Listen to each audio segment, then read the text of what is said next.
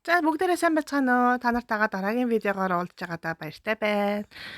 За Брикан сүүлийн үед айгүй их нөгөө нэг тренд болоод байгаа энэ уйгур бинтээ хуушур гэд энийг туршиж үзэх гээд бичлэг хийсэн.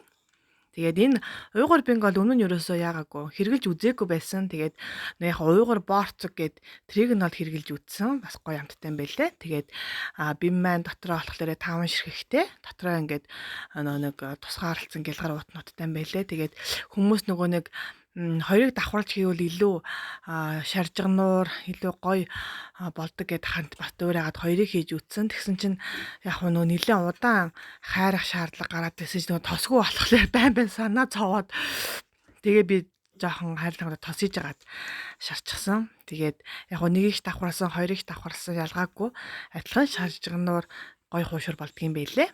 Тэгээд амсрыг ингээ сэрэгээрээ дараад нийлүүлээд өгчихнө. Тэгээд би нэг анх удаа туршиж үтсэн болохоор туршлагуудад хоёр талыг ингээ сэрээгээр дарцсан. Жохон хинэн илүү үйлдэл болчихсон байгаа. За тэгээд хуушур маань харагдаад бэлэн болсон. Амт бол үнэхээр янзын. Тэг үнэхээр гоё шаржнуур болдгийм байх лээ шүү.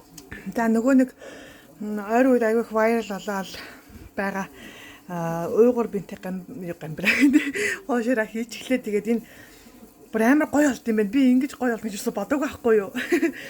Тэгсэн чинь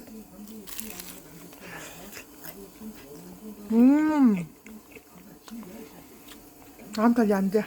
Тэгээ хацгаар ингээ гурлан шарж өгнаад тэр нь бүр амар гоё юм байна.